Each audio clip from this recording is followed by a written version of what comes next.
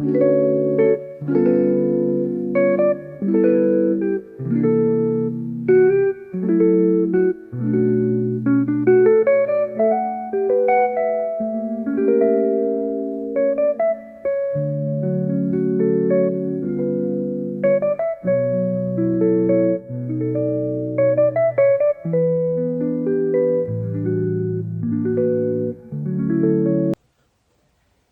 everyone, this is Sunny Mom here in Florida, and I have my hot chocolate, and I wanted to talk a few minutes on the adventures that we had raising our successful children, and maybe something I say would help you with what you have going on in your life. As you know, I'm not a professional counselor, but I have been married for 55 years and am the biological mother of 8 children, 1 mom and 1 dad.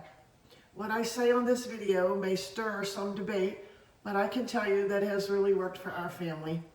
We consciously wanted our children because we see them as great blessings. When we made the decision to try to have a big family, we also made the commitment to do whatever we needed to do to sacrifice, to do things right, and to pay our way all the way. Success has different definitions for different people, but for our family, we define successful children as children that are truly happy, productive to their family and society, have a commitment to bettering themselves and progressing, which may include professional education or vocational training, displaying high moral character and integrity, and ones who have a commitment to serving their God and fellow mankind. First of all, I would like to say, to instill high self-esteem in your children, give them feedback so they will know how loved and valuable they are to you. If they know who they are not going to be tossed to and fro with every fad that comes along.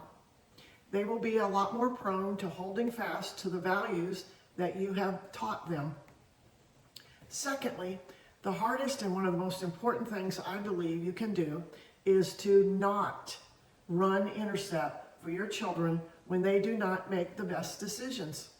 I have watched other families who have done the opposite, and I certainly acknowledge that everyone has stewardship over their own children and that they're going to do things differently. But I believe in our approach, and I have watched the results over many years.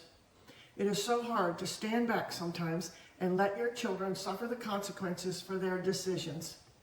My stomach still churns when I think of one of our sons getting a $250 parking ticket for parking in a handicapped parking space.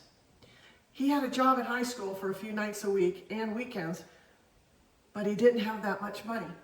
We loaned him the money and he paid us back every cent for the ticket. I think it is safe to say that he has never for 1 minute parked in a handicapped parking space since then, and he has a lot more appreciation for upholding the law. Thirdly, show curiosity in all things in your family environment. Ask questions about every good thing, and so they will think critically. Answer why as you discuss things that are happening about your children. Encourage them to be excited about reading and discovering how things work, and to be aware of what's going on in our country and to learn how they can contribute. From the beginning, teach them that education is important for boys and girls. Whether it is book learning or hands-on vocational training, teach them to enjoy learning new things. Our daughter is an RN, and of the 7 sons, we have 2 that are neurosurgeons, 2 that are attorneys, 1 son is a realtor and real estate investor, another is a hedge fund manager, and another one is a home builder. So we have the whole spectrum of interests from our children. Fourth, teach them to work hard and follow through on commitments they have made and take responsibility for their actions. This seems so hard for some parents. Although our son started mowing yards at 14, you may have a child that is not real physical. So set them up to work hard on their computer programming that they might enjoy, or whatever else they have an interest in. We have 1 grandson who likes to work on the farm on a family's friend's agricultural plot that they have. The point is that he is learning to work hard. This is absolute value for them to gain because it's not easy in the real adult world that they will face. Lastly, for now, teach them to respect authority. Everyone will have a boss. Even if they own their own company, the boss will be their customers.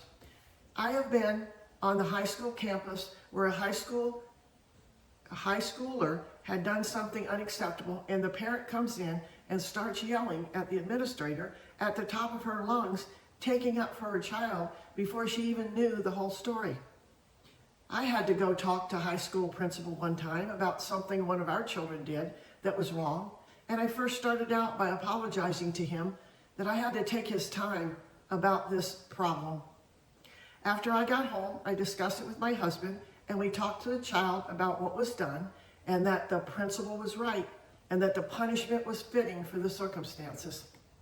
If they are taught to respect authority, there will come a day they will respect you when you ask them to avoid some behavior or some group of friends, and then you will come to you that you will be blessed as a parent for what you have taught them to respect authority.